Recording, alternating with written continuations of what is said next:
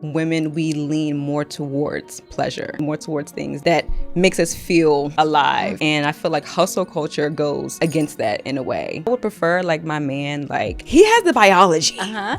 Okay, he has the biology to go out there and like work for long periods of time, like if he needs to. My man needs to be a man, okay? And my man is a man. At least like the end of my luteal phase and the beginning of my menstrual cycle, that I don't want to do any big work. I feel like a lot of women don't even know that. They think of their cycle as it comes and it goes, but they don't think about the totality of it, right?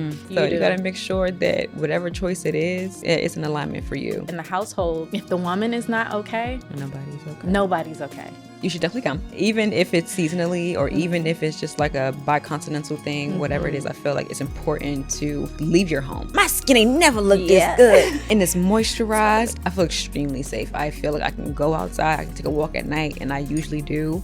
The biggest thing that I feel like is a big adjustment for a lot of Americans coming here is the slow pace. Matter of fact, on my way here today, my Uber driver asked me if he could stop and get food. My friend, we are not on your time. I feel like that's a huge one that people just have to be okay with and adjust with. And I feel like it's a good thing too, because hello and welcome to Rare Conversations, a show where we highlight interesting, multifaceted women and have the open, honest conversations that we may not be seeing everywhere else, because we are not a monolith. Black women, diaspora women, women building businesses, even women redefining success for themselves. We do not all think the same way or move through the world the same way. And that's exactly why the show exists. This is a space where we get real about money, relationships, mental health, motherhood, purpose, freedom, and everything in between, y'all. Just real women, real perspectives, and conversations that make you think. I'm Jamia, and I'm here to create a space where we can be ourselves unapologetically. So, for today's conversation, I have my good friend with me here. Hey, Alex. Hey, Jamia girl. So, for today's conversation, we are going to be discussing the infamous soft life versus hustle culture debate. So, we're going to get into that one a little bit. Let's get into it, ma'am. So, Alex, when we first met, we initially immediately connected on this topic, which kind of inspired this conversation today. So I'm interested, what's your perspective on whether or not women should aim for a soft life or if they should be hustling for their money? How you feel about that one?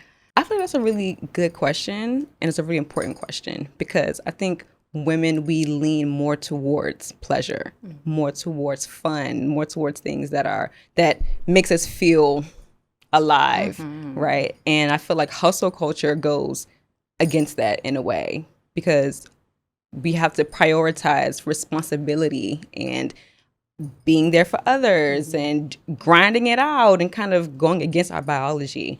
But on the other hand, I think like just soft life might not be for every woman. And I think that kind of shrinks us into being something that maybe it's not natural. So I feel like we need to find this kind of in-between flow of like getting a girl, going out, getting your money.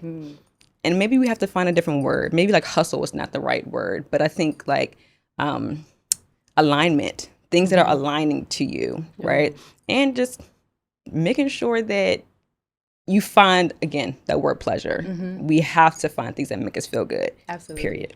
Ooh, I love that take. You mentioned just like the life of like soft life may not be for everybody. And that one stuck with me because that's a personal experience for me.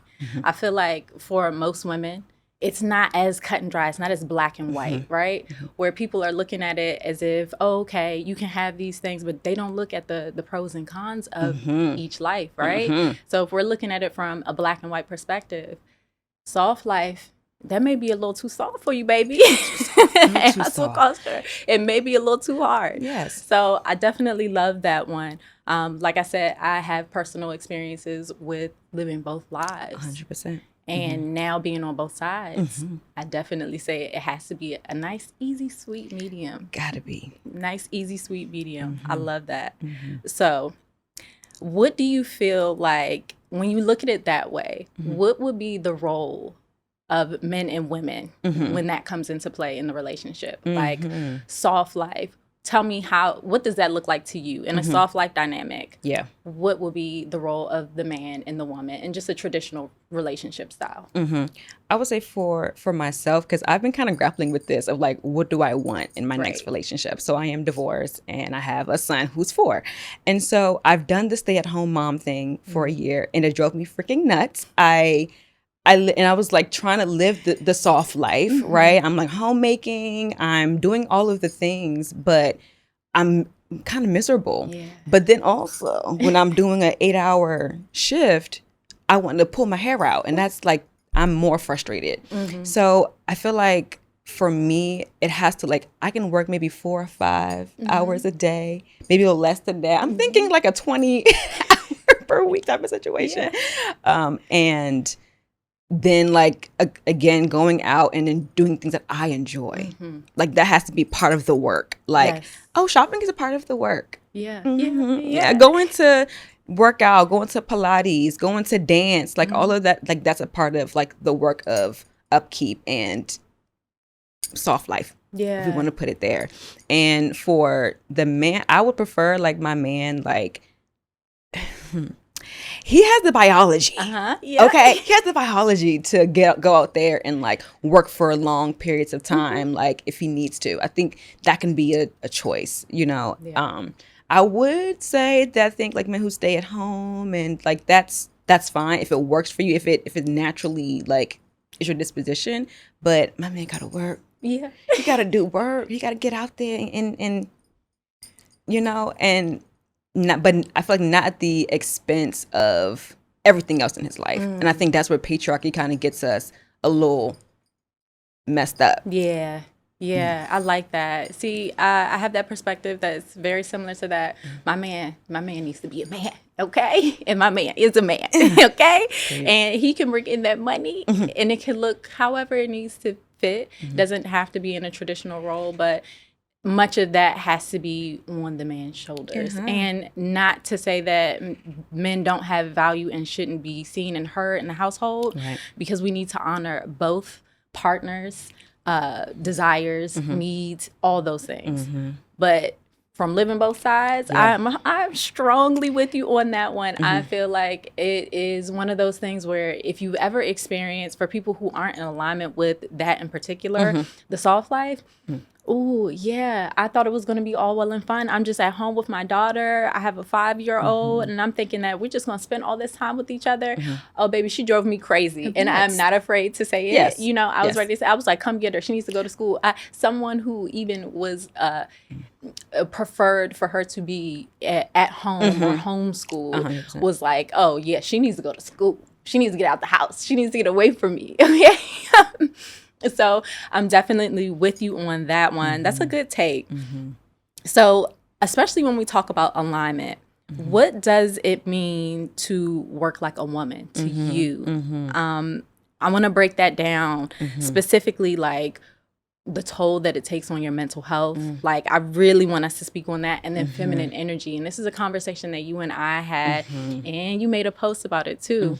I want to talk about that one. Yes. And it came up because I'm trying to kind of offer like movement to Ghana. So being a dance therapist, I really want to really encourage people to like dance and move for their mental health. And so I'm sitting here like trying to plan things out and trying to get the business going, and I plan to launch on around my luteal and my menstrual cycle. I'm like, ma'am, because I'm thinking that, oh, like around this time is where things happen. It's around this time, and I'm using an external or using like that calendar that doesn't include me in it. Me as a woman in it. And so I'm at a place now where like as I'm trying to, I had to kind of draw back a little bit to kind of resort myself and put myself back into my business. It just looks like, again, leaning into the enjoyment of life and planning around my cycle. That is priority. Like I was like, I can't, at least like the end of my luteal phase and the beginning of my menstrual cycle, that I don't want to do any big work. I want to do a lot of reflecting. So like your menstrual, that's what that time is for. It's to reflect, it's to review, it's to kind of like, and rest. Rest is a huge one. And I was feeling guilty. I was feeling guilty that I was like, oh, I need to be going back to the hustle of it all. Like I need to be doing when menstrual is for rest. Right. And like luteal is for like doing your reviewing and looking around and seeing what's happening. So that just has to be, I think, the precedent for women, especially business owners. Like, hey, if you're a woman, business owner, I feel like planning around your cycle, it can be a game changer for your business. Like that's a good one. That's where I'm at with it. That's a good one. And I feel like especially a lot of women in entrepreneurial spaces, now we see a lot of different women that are building businesses for themselves. And then we wonder why we kind of get into this place where we're feeling like we're not in alignment, but we're not taking that into account. And I think that's a huge thing because naturally it's physically how we're made up. And to ignore it wouldn't be right? Because it's just how we work. So honoring that space and that time is just really, really important because I feel like a lot of the issues that we run into when we're in business or just in the corporate world, whatever walk of life that you're in, that affects us so immensely. And I'm so glad that you said that because I feel like a lot of women don't even know that. They think of their cycle as it comes and it goes, but they don't think about the totality of it, right? And they wonder why certain things are happening to them or why they feel much more vulnerable on certain days or certain periods, certain weeks. And I do challenge everyone listening or watching, definitely look into that because it's a huge thing and it's a game changer, just like you said, because wow. I couldn't imagine doing or making heavy decisions in my luteal phase. Okay. Like, come on. Like, luteal is the time. I feel like, and I'm working on it. Okay. And I feel like boy moms, boy moms might kind of, but just moms in general, right? It's like, I feel like before I didn't have any type of prior knowledge of, I was like, oh, like my cycle just comes and goes. I didn't have like any big idea around it. But once I learned it, I said, oh, this makes sense because by the week leading like up in that luteal, baby, I'm here. And I feel like that energy I'm putting onto, I'm like, why are you doing this acting? You know, because your son, and like I said, like being a boy mom, your son jumps on you and he climbs on you. Your and space is challenged. A food. Okay, I get a food. And so understanding that now, having that understanding really allows me to like take the space that I actually need. Okay, like I want to set up my life eventually to a point where either the week leading up to my cycle or like at least like the last 3 days of my luteal and in the first 2 days of my menstrual, I'm out. I don't want to be in the house. Don't talk to me. Please. Everybody gone. I love that. And I feel like it's also one of those conversations that as feminine as it sounds or as we've kind of been groomed into this hustle culture, a lot of women don't like to have, or they feel like it's just too taboo to talk about it. Like it's a real thing. It really affects us. Some 100%. Women can't even leave the bed during their cycle. 100%. So we have to honor that and just be okay with it, honestly, because I feel like a lot of women are not. So that's a good and interesting point. So what do you think it means to work like a man? Now that we have that perspective, what do you think it means to work like a man? Working like a man is going in tirelessly. Just going. Like maybe like if you want to say hamster wheeling it, like I'm trying to find a better word, but I don't have one. But it's really just being like really relentless in chasing the goal into that hustle drive that we were talking about. And I think that also can play a toll on men's mental health as well. That's why I brought up kind of like patriarchy, because even though it benefits men, I'm air quoting it, but it really puts them in a bind actually to only be in this one role of provider, of hustling, of getting it. Right. And so that leaves little room for them to be anything else. So while you're hustling, you're going to get it. Like if you can't get it, let's say something happens and maybe physically or mentally, whatever the thing, now your identity is questioned. Now you're confused, or now you are kind of projecting onto your woman. Yeah. That could be a thing. So it's a part of it, but also like there's some drawbacks. Yeah. What I see. And I agree with that. I feel like because it is just natural for women, for men to kind of just, like you said, tirelessly, they're after it. They have the stamina because they're naturally built that way for that. They're hardwired for it. But now, since we've seen those shifts in society where we're seeing much more masculine appearing women or masculine energy from women, that it's kind of challenging that a lot. Yep. This is why that conversation comes up all the time. And now it's like a constant debate because you have men that are coming to the realization now that these kind of roles have been kind of pressed and bent a little bit, that people are feeling out of alignment, not just us, it's men too. So I think that's a good point too, because we have to honor the space that men have and men need. Yeah. So I think that that's important too, as we shift and kind of think about how we want to show up in our relationships, how we want that to look, how we want to support our partners, an even bigger point, because I feel like a lot of women, not just women, men too, but I feel like a lot of women look at relationships from a standpoint, especially in abroad. I won't say traditionally, because here we're in Ghana.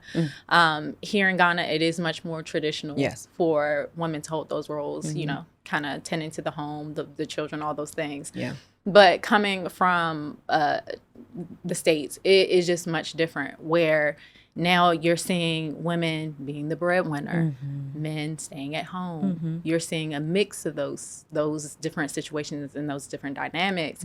And I feel like it is very important for us to just really take the time to think about how we're showing up for our partners. Because it's not just a one-sided conversation, because everything has a cause and effect, right? 100%. So if we are saying we want our men to be X, Y, and Z, how do we show up that is complementary? 100%. Not just what we want, but complementary, right? And I think that's a whole nother topic for another conversation. Girl. Oh, man. So if you have more of a balance of that dynamic in a relationship, again, we're talking about traditional relationships. We honor and value all relationships, but in a traditional relationship dynamic, how do you balance that in your perspective?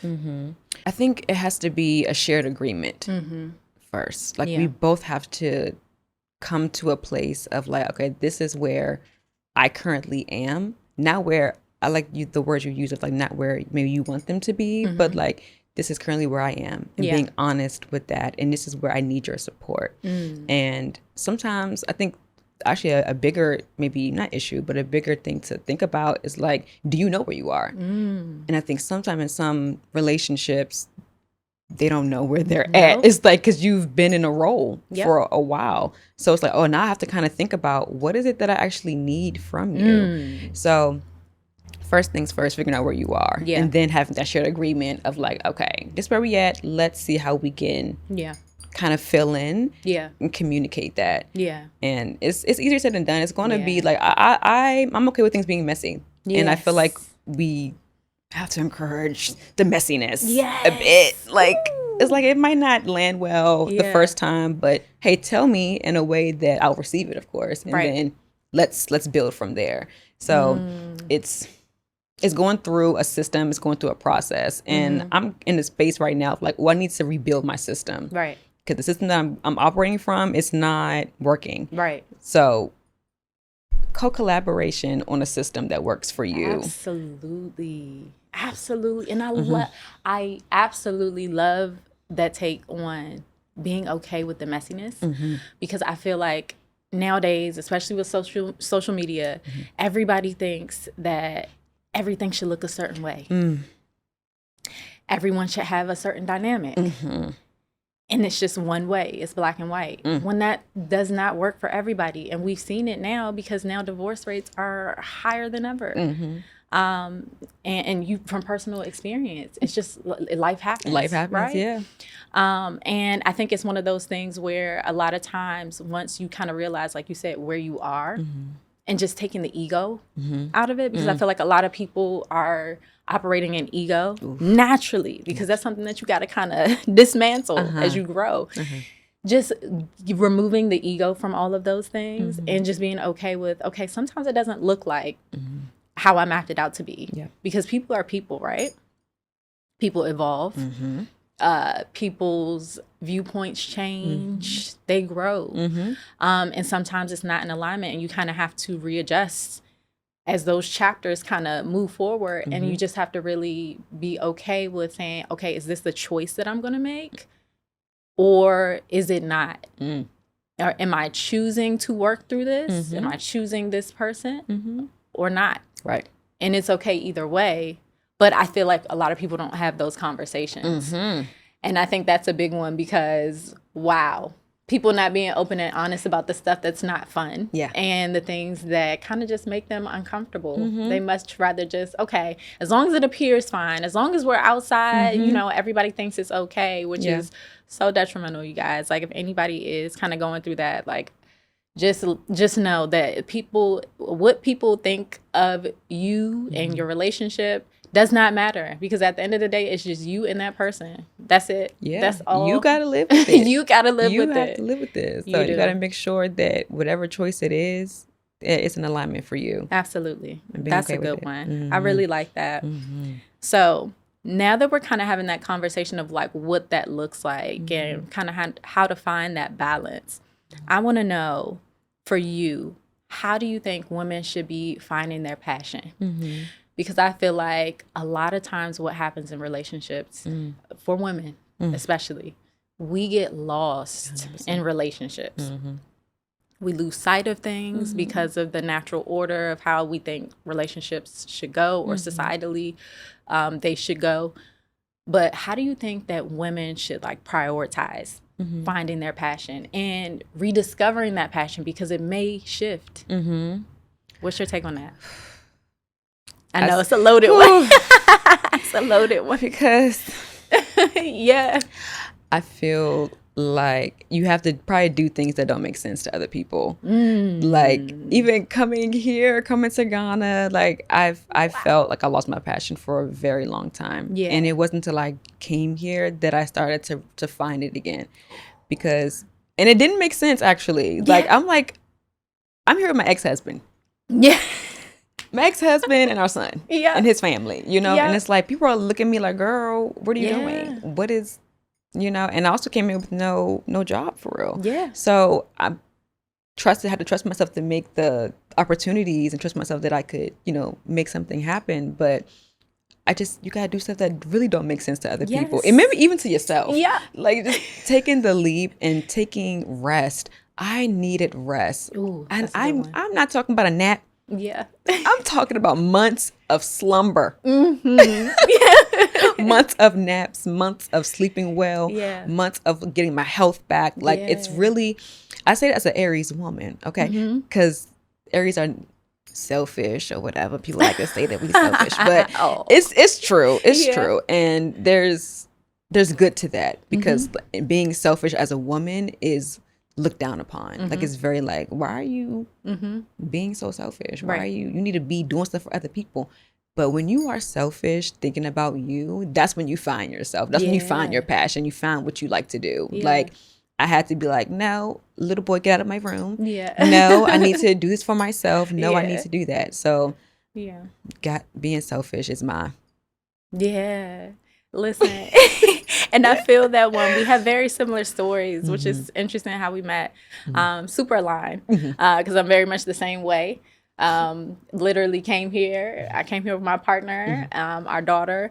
And coming over here, I didn't have a job. I ain't had no money.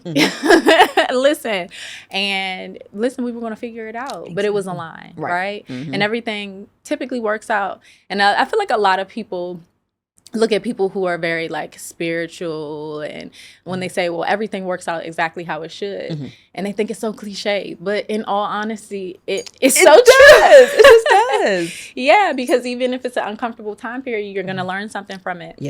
And it happened for a reason. You avoided something, or you needed to learn something.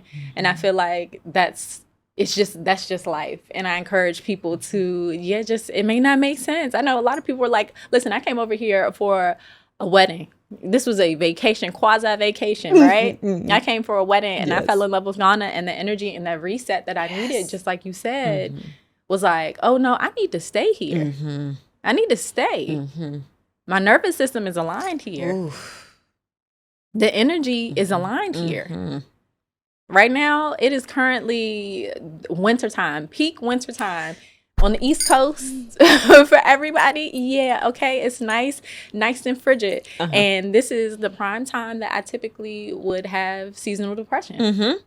I mean, knee deep, baby. 100%, okay. 100%. So being here and just kind of being exposed to more sun and getting out and getting that rest and the truly organic food and just being able to have a slower pace is honestly what was good for both of us, you know, and exactly what we needed. So I feel like that conversation about just being in alignment, because a lot of women don't realize that in the household, if the woman is not okay, nobody's okay. Because it's a domino effect, right? So you have to make sure that your cup is full, because if it's not, baby, what's happening? You know, for real, you're gonna be operating out of whack. And I think that that's a huge thing. And I feel like this is just I don't know, we could be the Lulu sisters or we could be aligned. Take it how you will. But listen, it's working out for the greater good and the highest good. So I like that take. Absolutely. So as we're kind of tying in our stories and kind of just like our perspectives on that, I want to know your experience with like moving here to Ghana. What is like the cost of living to you? Because I feel like a lot of people are moving. The diaspora are coming to the continent. Okay. Large numbers, honey. They said, oh, I didn't get the memo before, but I got it now. Got it. I got it. Right? And we're seeing like a big shift, and people are realizing, hey, I can live a really, really good, amazing life outside of these more developed nations and thrive actually much better than I would in my hometown, my home area, home country. So I want to have that conversation a little bit about just like people who are thinking about moving to the continent, specifically Ghana. What would you say, like, your cost of living? How do you feel about the safety? All those things. Pros and cons, things that you may not like about it, because we're going to be honest here. You got to. We're going to be honest, because no place is perfect. 100%. And just honestly, what you would tell any woman that's interested in moving to Ghana or an African country. So I'll start with, you should definitely come. People should definitely come. You should be here. You should. Even if it's seasonally or even if it's just like a bicontinental thing, whatever it is, I feel like it's important to leave your home and to leave them United States. Yes. You know, at least for like a few, so you can kind of see how the world works, because the United States being a little bubble. It will. So with cost of living, I will say that it can be really high. Yeah. It can get up there in price. Yeah. And it can be like you can live off of, I feel like 1,000 or 1,500 USD. Like you that can be your reality. But I will say, for people coming from the United States, because that's what I'm familiar with. I'm not sure about anywhere else in the world, but I feel like 2,000 USD, 2,500 USD covers just about everything for real. And so I have a nanny that is a live-in nanny, and she has Sundays off. Sunday is off. That was new. Sunday's off now. My son is in school, so I can pay for his tuition. He's in an international school, which is amazing. It's good. Yeah, so it's really good. It's a good schooling. Now, luckily for me, I don't pay for housing. Yeah. So that's a big one. Yeah. That's a big one. But I've seen some for as low as like 750 USD or even 400 USD, depending, up to, Yeah. Up there. It gets up there. I think it just depends on your lifestyle and whatever you are used to and whatever you find comfort in. Right. So that's cost of living. So I'm going to say, like, if you make $2,500 a month, I think you should be good. Yes. Now, some pros and some cons that I have. things you mentioned previously, like the weather is amazing. Like my skin ain't never looked this good. And it's moisturized. Like tell them my kisses. my skin ain't never looked this good. And even like my hair naturally goes fast, but like hair is just stronger. It's like, I wish I had my hair out, but I didn't feel like doing it. Yeah, but it's stronger, it's shinier. My nails are stronger. So it's like my body is responding well. I think Black people respond well to the sun. Yeah. So, because you have the sun. So, the sun, the food, like the food. I'm with you on that one. The food. Yeah. But it's also a con for me as well, because in some ways I feel like there isn't a huge variety. Yeah. In my opinion. I think it's like I can find maybe a good 4 or 5 vegetables. Yeah. And like you have like stews and you have like certain like, you know. Ghanaians have their staples. Yeah, exactly. That's a great word, staples. And so like that's also a little bit of a con for me. I wish there was a little bit of variety of food. But there are different like restaurants that are from different cultures. So that kind of, you know, can do that. What about the safety? The safety. Thank you. I had to say something was escaping me. Yes, safety. I feel extremely safe. I feel extremely safe. I feel like I can go outside. I can take a walk at night, and I usually do. I can walk around my neighborhood. I don't feel like hassle. I don't feel no one catcalls me for real. They say, oh, you know, they give me a compliment and keep it moving. But like I don't get a lot of I don't get a lot of that. And now somebody might snatch your phone, maybe. No, that's one. That's one thing. Yeah. It's like, you know, someone might, you know, but for the most part, I really do feel safe. Yeah. I really feel I can kind of just be out and I can just be. Yeah. That's a good one. I feel like you touched on pretty much the similar things that I feel. Safety for me is a big one, because I feel like I feel safer here. If I were to walk on the street at night, I feel safer. Honestly, candidly speaking, y'all, this is not just performative. I honestly feel safer here than I would on the streets in my hometown. Places I know, frequent, grew up, everything. Yeah. Hands down. 100%. That's a huge one for me. And just feeling that it's just more comfortable. Yes. And overall, the people are much more inviting and collectively. Not saying that there is not crime. Crime happens everywhere, y'all. However, this Tirana is one of the top safest places in the world. Top ranked. And definitely you can see that from being here. Cost of living. Accra. Let's put a underline. You're right. Accra. You're right. Is very expensive. If you're in a capital city, a major city, it comes with the territory. No matter where you are, you know it's going to be more expensive. That being said, here in Accra can be very expensive. I will always tell people if they are looking to move to Accra, the greater Accra region, it is definitely going to be expensive for you if you are trying to live a life that is very comparable to what you are living in the U.S. Yes. If you are trying to live like that, and there's nothing wrong with that. Nothing wrong with it. But might be a little bit cheaper depending on what you're doing. Yeah. But it'll still be more on par. Yes. If you want that fancy house, you want to live downtown, you want to go get your matchas, because I love me a good matcha. We had to cut back on them. We did. But if you want to do Pilates, you want to do the girls things. Yeah. Okay. Baby, you want to go eat a Shogun? Yeah. Bring your fun. That's what it can really get up there if you're trying to live like you do. Absolutely. Yeah. Now, if you are comfortable with living more locally, there is that opportunity, or living further out. You can find places that are much more affordable. I've seen places where you can get a 1-bedroom or a studio for $150 a month. Wow, baby. Okay. Now the towel. Might be questionable. It may not be your taste. But baby, you can live just fine and live good life. Yeah. Okay? It depends on its perspective. It's true. You know? It's true. If you want to shop local markets, local shops, shop off the junction. Yeah. That's where you save your money. And I find that for me, it's been a nice little happy medium. Yes. a nice happy medium. 100%. Because if I want to go and get something fancy, I can head to East Lagoon, all those places, all those areas, cantonments, do all the fancy fun things. Yeah. But if I want to go and get my eggs, a rack of eggs, I'm not talking about like a dozen, like a whole crate of eggs, I can go get it off the roadside for like what, $6-7. Yeah.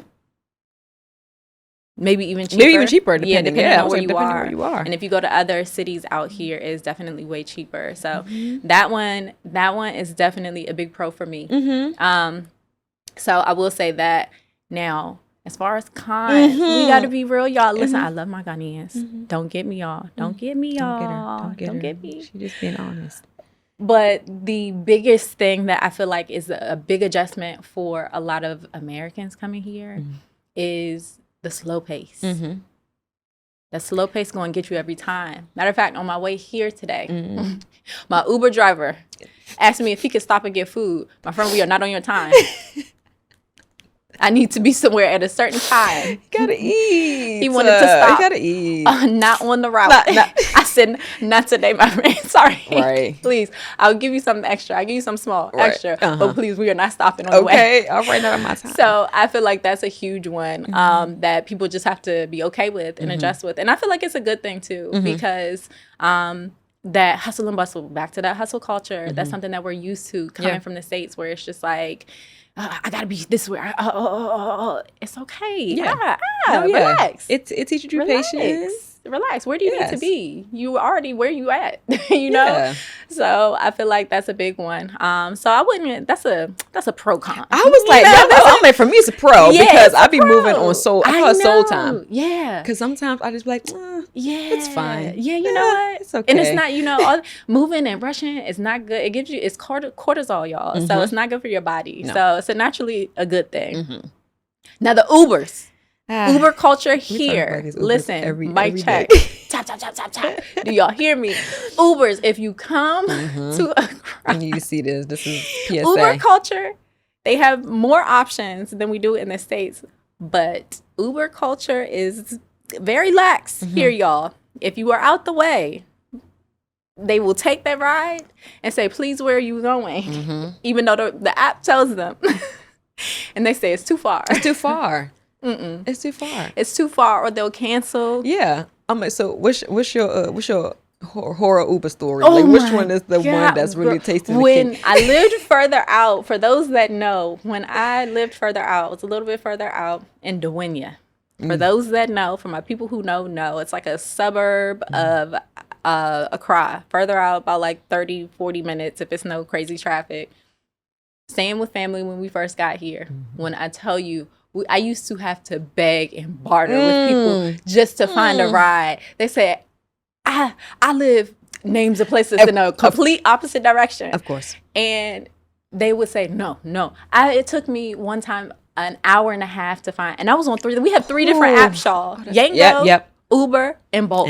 We got more options here than we do in the States. Yes. And when I tell you, it can be tricky. They like to stop. You know, that's one thing. But again, this plays into the kind of the slowing down and the natural pace that the people have here. I feel like it's like, if you've ever been to the Caribbean, a lot of people, especially from the States, have traveled to the Caribbean. It's very much like, it's CP time. Yes, you know, they be on CP time, but it's just more chill. You know, kind of doing their thing. Yeah, no, but I'm on the way later. Yeah, but no, in a little bit. Yeah, but still, yeah. You know, that's. I feel like that's a bigger one, with the exception of just like the expense of just being in a capital city and being a Accra, and it's just so expensive. That would be my biggest con, because I feel like I didn't expect it to be that expensive. Yeah, you know. Yeah. So I feel like those are the major cons, and all things considered, that's a good little short list. Yeah, you know. Yeah.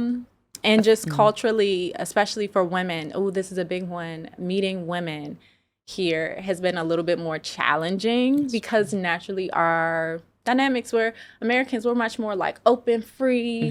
Hey girl, you know, we meet you. And a lot of women here are a little bit more reserved. The people naturally are more reserved. Once they get to know you, they open you in with open arms. But when they're getting to know you, they're a little bit more guarded. Yeah, understandably so. And I feel like that's probably an adjustment. I wouldn't call it a con, but an adjustment. Yeah. So those are big things for me. But all in all, it's a beautiful country. It's a beautiful place. And like Alex said, if you haven't been, you should be here. You should be here. Just come. Just come on, girl. I love that. So we will always have a girls moment because we want to know what the girls are up to. Tell me what you got going on. What I got going on. Whew. So currently I am working with my ex-husband and like my mom in love and you know her husband, like the whole family. I love that. To kind of open up a kind of like an arts music type of space. And so it's like we're kind of going to open like 10 days, which is kind of crazy. Like it's like that. So we've been kind of working on that. So I'm going to be offering dance and movement, and there's going to be beading, there's going to be piano, there's going to be some like kind of entrepreneurship classes, there's going to be art. It's a whole center just dedicated to just art and movement and just the arts in general. So that's kind of what I'm doing here. And then like online, I really want to open up like making a kind of like a movement community, if you will, and offering dance and movement therapy to my people all over the world. So that's what I've been kind of working on, and just resting as well. Like I feel like it's been a restful season, and preparing me and preparing us. I feel like just as you know, the house of like putting our feet down and getting to work, right? And practicing what we're preaching with the finding the balance of soft girl era and hustling. So I think we gotta find a name for it. I don't know yet. We gotta coin it. We gotta coin a term for that. We'll figure that one out. We'll find one. But I love that. So where can the people find you? You can find me. Well, the studio is in Adenta. So I'm kind of off of I don't remember the road, but in Adenta is where like the region is going to be at. And then if you want to like check out everything, I've kind of redid my Instagram a little bit. It's called alex.bydesign on Instagram. I love that. Yeah. Awesome. That's me. I love that. And listen, you guys, if you ever want to do something a little bit different, really get in tap with your just like inner child. I'll say that. You have to go to one of her movement classes. Yes, I've had the pleasure of partaking in one of those. And when I tell you it was fun, and it was an effortless and unique and amazing way to just really move my body. And I just had a good time. Like I just felt joyful. You know, that's the best way to describe it. So if you are in the area, if you come in town, you have to check it out. And I'm not just saying that because that's my girl. I really had a genuine good time, and I created content about that. So if you want to see that, I did create some content on that on my socials. I love that, girl. Thank you. I love that. So thank you guys for listening. We have so much that is going on in this first season. We have so many things that are going on, and we have an amazing group of women from all walks of life, from diaspora women that are here locally, local Ghanaians, women who are looking to relocate here. I have an amazing free group of women, a WhatsApp group where we connect, we collaborate, we network because it's very important to us, and just have fun and build sisterhood. So if that is something that aligns with you, make sure you check that out. That will be linked down below if you are watching. And that can be found in my bio if you are listening. Listen, you guys, through this journey, I have had the pleasure of meeting so many amazing people. And I'm so grateful for it. And I've had the opportunity to teach a lot of people how to get here by making income for themselves and providing resources and just all types of amazing things. There's so much in the world that you can experience, so get out and experience it. I am Jamia, and I'm here with my amazing, amazing guest, Alex, and this was a rare conversation. Thanks for watching.